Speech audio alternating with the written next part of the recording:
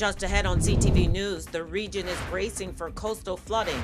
How is the county preparing? So we're going to be running two 12-hour shifts, making sure that we man our pumping stations. We have about 5 pumping stations which take the excess water out of the low-lying areas. Plus, it's day 2 of the county council retreat, and the General Assembly is gearing up for a robust session.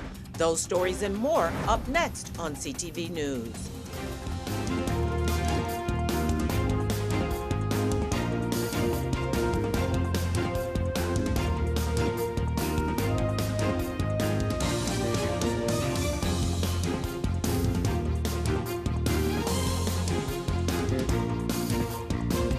Good evening, I'm Taylor Thomas with a CTV News update.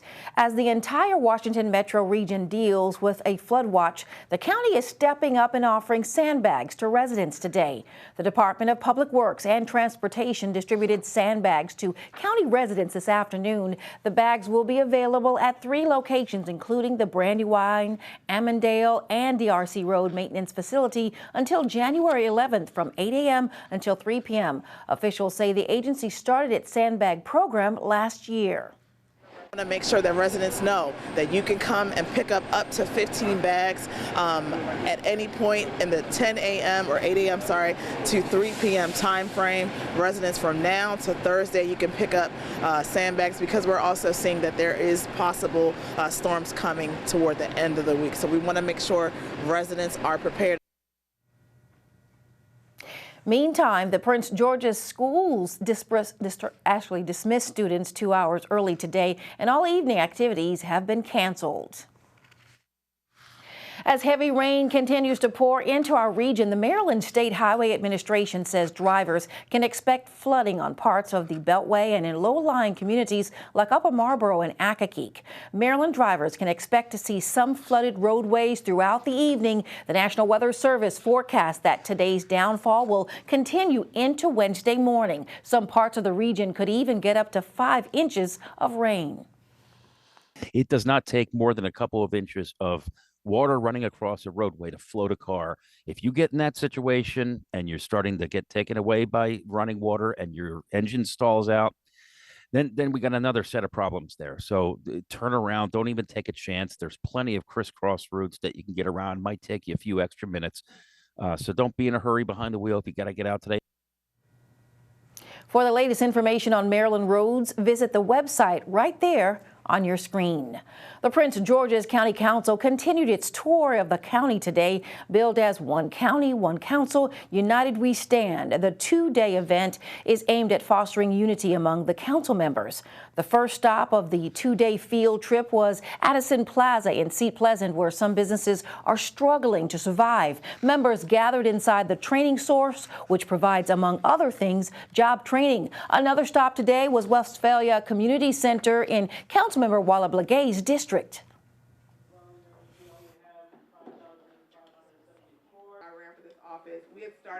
How'd you pick that one? Well, that's because it's an up and coming. It's not quite where it's supposed to be. It is 20 years in the making. There was a plan in 2007 that was approved, and we are not quite there, and it is now 2023. So we definitely want all hands on deck to get this finished. Blue Line Corridor is so important. We have over $400 million of investment coming from the state, and it's really important that this side of the corridor is not forgotten. We have a desert when it comes to healthcare, when it comes to food, when it comes to even jobs, but there's such an opportunity here. So I wanted the council to, one, see the community when we talk about concentration of things like tobacco stores, right? There's 2 right here in the shopping center right next to each other. But then also to hear about the organizations and the community groups on the ground doing amazing work already. The tour of the county was held this year in lieu of the annual retreat, which typically meets at a central location.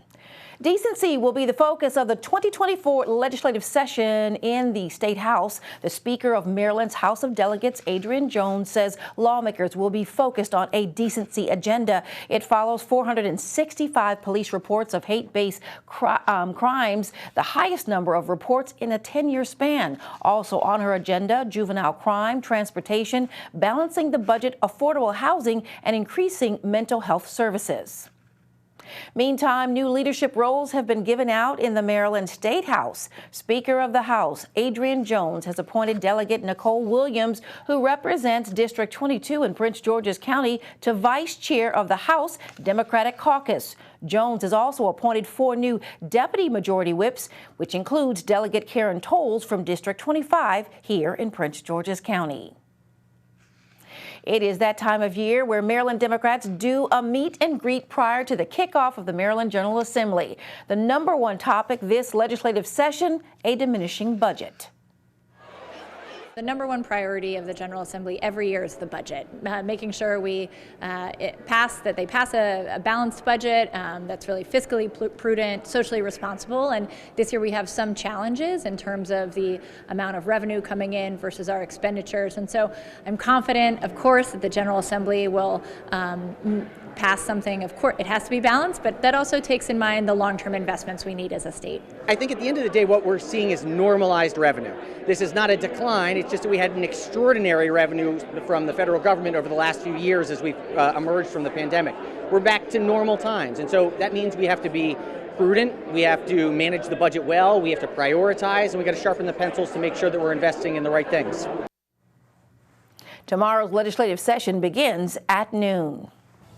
You're watching CTV News. I'm Taylor Thomas. Coming up, what's in and what's out. See what services will be affected by the Maryland Department of Transportation's recent budget cuts. Back in a moment. I spent a couple of minutes online to help pay for college. A quick visit online made getting this federal job possible. I logged in to ease my path to citizenship. If you're an 18-year-old man, go to sss.gov to register with the Selective Service System. It's your civic duty, and it helps secure access to lifelong benefits. I went to sss.gov because, hey, it's what you do. Go to sss.gov and register today. It's the law. Good evening and welcome back. Well, for more than 5 years, one local lawmaker has been fighting to get equal funding for some basic state services. But now that the Maryland Department of Transportation has announced some major cuts are on the horizon, will services such as trash cleanup and snow removal be saved? Patricia Vallone has more on the story. We're not going to see any cuts into the budget when it comes to trash pickup, when it comes to the grass cutting, when it comes to snow removal. Senator Nick Charles says while much of the state awaits news of which transportation projects will be cut, some basic services are not on the chopping block.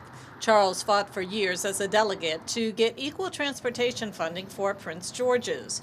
After learning that despite having more roadway miles, the county received less money for trash cleanup and other services.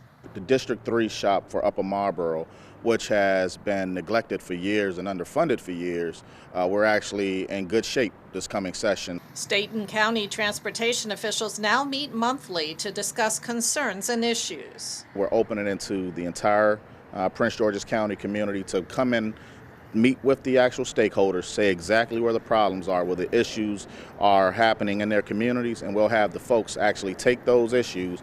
We put it into an action item spreadsheet, and we get answers every single month. Charles, who was recently appointed as a senator, says those monthly meetings will continue into 2024. Patricia Vallone, CTV News.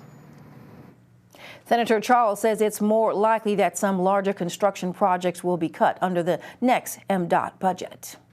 Maryland's longest-serving congressman and former House Majority Leader will seek a 23rd term in 2024. Representative Steny Hoyer plans to file for re-election in a deeply Democratic area that he has represented in Congress since 1981. In a statement, Hoyer said, quote, "I believe I have more work to complete on behalf of my district, my state, and my country." Hoyer stepped out of leadership last January, along with then House Speaker Nancy Pelosi, as Democrats lost the majority and party leaders handed power to a new generation. 3 people are without a home after a house fire in Largo this morning. It happened on the 13,200 block of Waterfowl Way, just off of 202. According to officials, the fire started in the garage before spreading to the roof. The sprinkler system did minimize the fire from spreading to the living areas. One firefighter was taken in for evaluation. It is still under investigation. The start of the tax filing season is quickly approaching. Are you ready? Well, we spoke to a local enrolled agent, Stephanie Fauntleroy of Baker Tax Services, to find out if there are any big changes this season. A couple of things that have changed this year would be definitely some increases in credits. So we want to look at the increases around your electric vehicle credit. We want to look at the increases around the energy efficient home credit for appliances. We want to look at the standard deduction and all of those deductions and adjustments that have been made to, help with inflation. This year's tax filing season begins on January 29th. The deadline is April 15th. Let's check in with our sports reporter, Simon Buggs, for the rundown on what's happening this week in sports. Hey everyone, and coming up in sports, some players from the Washington Commanders talk about the impact that former head coach Ron Rivera had on them. Don't go anywhere. You've been diagnosed with type 2 diabetes. You have to carefully monitor your health for the rest of your life, and you have an increased risk of developing cardiovascular disease. Cut. Type 2, take 2. Action. You've been diagnosed with a new purpose, to fight for the amazing life you made for yourself, to look that risk of heart disease square in the face and say, no, not me. You've been given a new opportunity to live. Get started at NoDiabetesByHeart.org.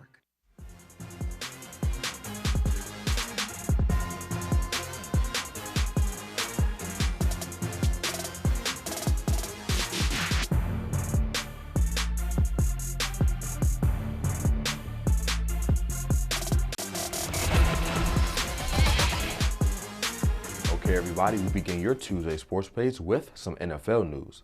Big changes are in store for the Washington Commanders, and one of them was made yesterday as head coach Ron Rivera was fired. Rivera's tenure in Washington wasn't as successful as fans hoped, as the team only had one playoff appearance over the past 4 years. But despite the lack of team success, Rivera still made an impact. Some players from the team spoke and touched on how much Coach Rivera meant to them. I mean, it's tough just because, I have a lot of respect for Coach Rivera, and he's given me the opportunity to be the starter here. And unfortunately, things kind of didn't go as we planned, and we didn't have a great year. But yeah, it's always tough. At the end of the day, he's a good man, good coach. Was always good to me, and definitely he'll be someone that I appreciate for the rest of my life.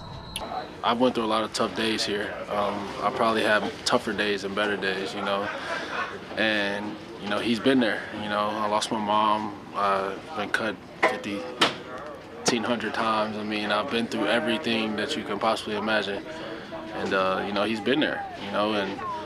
And the hard part about it is this business is about wins and losses, but he doesn't get credit enough for the man he was and is. I mean, what he's been through and what he's had to weather alone with cancer and COVID and ownership changes and the whole 9 yards, and he showed up every day. It inspired me to, despite what I was going through in my life, to just continue to show up every day. Switching gears to high school basketball, the Eleanor Roosevelt girls basketball team doesn't have the best record through the first month of play, sitting at 5-6 and are 8th in the region. CTV Sports caught up with head coach Delton Fuller, and he talked about the areas he wants his team to improve in. Knocking down free throws and just playing fundamental basketball and fundamental defense, and doing the little things like make layups, which I talk about all the time, and take care of the ball. And that is your Tuesday sports page. Simon Buggs, CTV Sports. Thanks, Simon. Let's get a quick check on our weather forecast. Tonight, heavy rain and wind gusts up to 40 miles per hour, low of 42. Wednesday, breezy with wind gusts up to 20 miles per hour, but sunny with a high around 49 degrees. Thursday's forecast, windy but sunny again with highs around 51 degrees. And Friday, partly sunny and yet again a chance for rain. All right, that wraps up our CTV News update. Join us again tomorrow at 4:30 p.m. Stay dry. Good night.